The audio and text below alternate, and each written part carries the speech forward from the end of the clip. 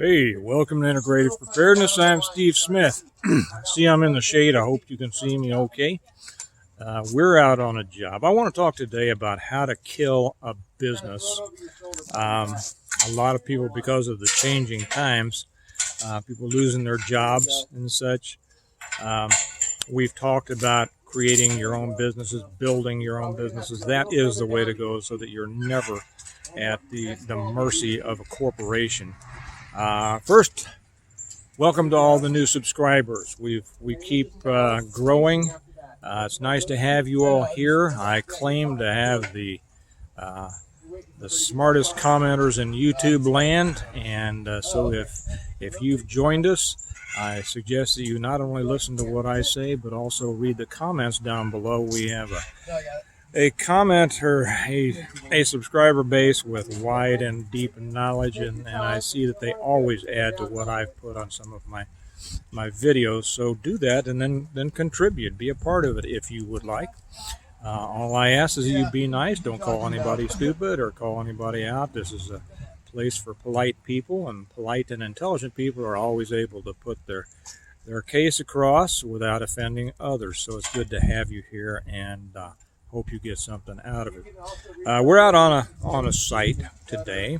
For those of you who are new, one of my businesses is putting up Christmas lights. It's a subsidiary of my larger lighting company, security and landscape lighting. But this is one of the things that we enjoy doing probably the most, Christmas lights. And we have a huge business that's growing every year. We're out on a house right now doing it. My main guys, Mark, my main guy, who's been with me for years, he's down on the ground there, and he is teaching a new person who's up at the top of the ladder. And then let's see, Hallie's up there to the right. She's one of my main guys too. She's our roof monkey. And I mean, she can scurry over a roof that I don't even want to look at. But that's what we're doing today, and it made me think. I had a situation today earlier that just yelled out for a video and for a lesson, and it applies to those people who either have started their own businesses, thinking about starting their own business, wanting to start their own business, whatever. All it takes really to have a successful business, although I'm going to tell you how you can kill it. That's the main thing on this, because I just had a supplier that just lost a lot of my business this morning. All it really takes is to find something that people don't want to do themselves, or afraid to do themselves, or don't know how. And then if you can do that, they pay you money. They're happy, you're building a successful business. Well, at the very core of that are a couple of things. First off, you do quality work. You have to do what you say you're going to do, under promise and over deliver. The world is full of people who do it the other way around. But make sure that you do good work. People appreciate that. Not everybody knows the difference, but it's going to build your reputation, and businesses are built on reputation. So make sure that you find something that people will pay you for, do a good job, and then service your customers. Be the person that can take care of their problems and cares about their situation and their problems. This morning, and I'm going to give you an idea. Let me see how they're doing up there. Yeah. There's a technique for this. When we are out here with experienced people, we can run through a house like this in a half an hour. And we don't really push ourselves because we have a good time. Maybe I'll make an aside here too. There are other companies out there, Christmas lights installing, and they hire people who... How you doing? Good. Another one of my neighbors. And they pay people who, shall I say, how should I say this? Well, they get people who are kind of transient. Let me say that. And they pay them $12 an hour, and they have them do 20 houses a day, and they don't do good work. I do differently than that. Our guy up there who is, and don't worry, I'm going to get to how to kill a business in a minute.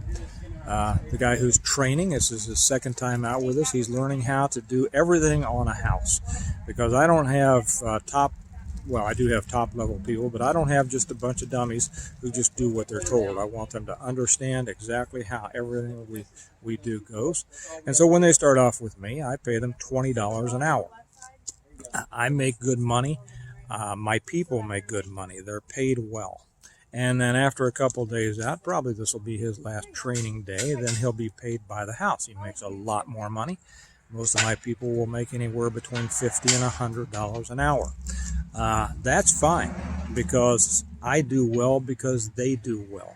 And as a result, my customers get good service. Okay, now, how to kill a business. I had a situation this morning. Kelly picked up a large order. We have a lot of new business this year, so she went out and she put in an order for a bunch of spools. I don't know if you can see here, we take our lights, we cut them off of 1,000-foot spools right there. And so we had, she ordered all the spools, and she ordered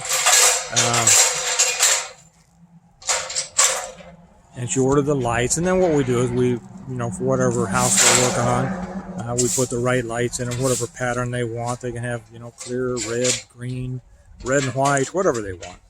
And so she had a big order. Well, she was just as busy as could be yesterday. She had to run down to Clinton, Missouri, because our second son had left his wallet down there on a claw machine at the Walmart in Clinton while he was trying to get some out of the claw machine when we were down there a few days ago. So she had found it was down there. She had to run down there to get that, and then she was putting together the big book fair for the elementary school, and then she had to go out and place this order and then go pick it up because I was out on job sites. Well, she picked it up, and when this morning I found out that we were 25 of a certain color short. Well, I called out there to the place. And it irritates me anyway, because I don't, that costs me time, and that means we're not out on my job site. So I called out there and said, hey, we're 25 short on a certain color. And so they said, well, you mean you didn't order it, or you didn't get it, or what? I said, no, you charged me for it. It's on the bill, but it didn't get in my order. And instead of saying that they were sorry and that they take care of it, as has been their way in the past,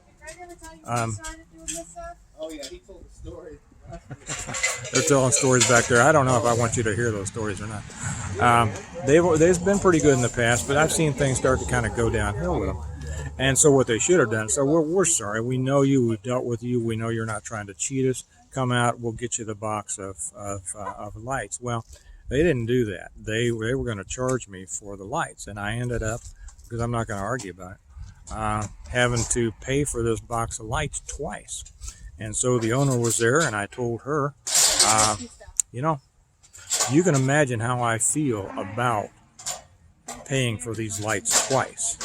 Again, instead of saying that, we're sorry, she says, well, that's, we make sure that we go through these orders with the customer whenever they pick them up, and it's just black and white, and, and you got to check them and everything like this.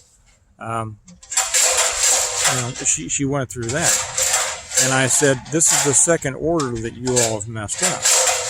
She still was not apologetic. Now, the person that she had bought the company from, one time he ran into, we had a case that had a bunch of bad bulbs in it, and instead of, having me go through everything and picking out the bad bulbs, he just gave me a new case of lights.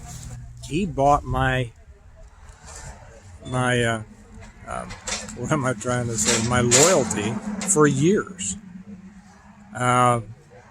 She's not like this. She's all about black and white.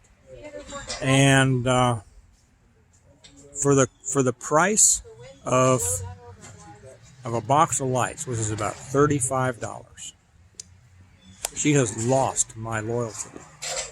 And I spend thousands of dollars with her every year.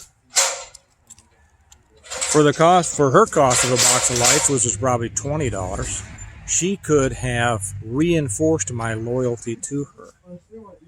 But for that amount, for $20, she's lost it. And so now I am looking for a new supplier. I'll use her until I get it replaced. But there are plenty of places out there selling Christmas light supplies to installers. Because we get them at places, we don't get them where the consumer gets them. We don't get them at Home Depot.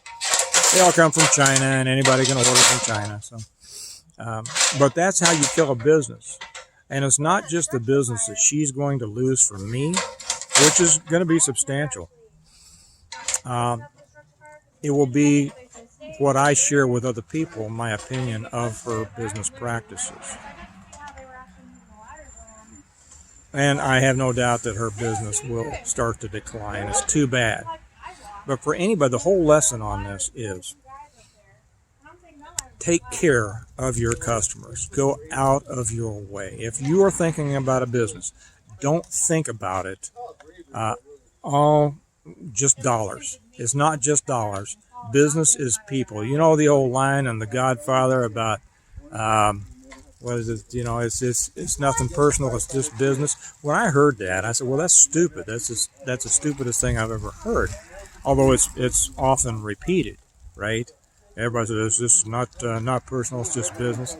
Well, I think in a following, I don't know if it was in the book or it was in one of the subsequent movies. One of them might have been Michael. I don't know. Comes back and says, "No, it's all personal," and that's right. Business is personal. A person who runs business on nothing more than money is going to fail, at least as a person. Now, they might be able to keep their business afloat, but they will not have loyalty in their customers. Business is personal. When I'm out here, I have a personal relationship with every one of my customers, and they know it, and that's how I retain all my business. And every year I get business from other companies who don't do it that way. So just keep that in mind, and I hope that a lot of you are thinking about developing your own businesses, whatever it is. You keep that first in mind. And you'll have people say, "Well, you got to keep an eye on the bottom line. You got to keep but don't let people get ahead of you." That is the defensive feeling of a future failure. If you are doing your best for people, if you're going out of your way, or if you are doing the extra, you're going to develop a reputation that will ensure your success. So I hope this has given those of you who are thinking about building a business, whatever it is, you think about people first. You think about doing a good job, and you ask for the Lord's help, and let Him guide you and direct you in it, and you're going to come out real well. So I'm going to get back. I've been out here. I hate to just stand around, even though they're training the new guy over there. I still love getting out up on those ladders myself. So I'm going to let you go and get up on a ladder. It's a beautiful day today. Wow. Look at this. Look at this. Look at that blue sky. So anyway, I'll let you go, but remember that we prepare well today in order to live well tomorrow. And of course, one of the main things I'm preparing is being self-sufficient, and one of the self-sufficient legs is to be your own boss. Be the provider of your own money. And in order to do that, all you have to do is do a good job and treat people right. So you all have a good day. I'll talk to you later. Bye-bye.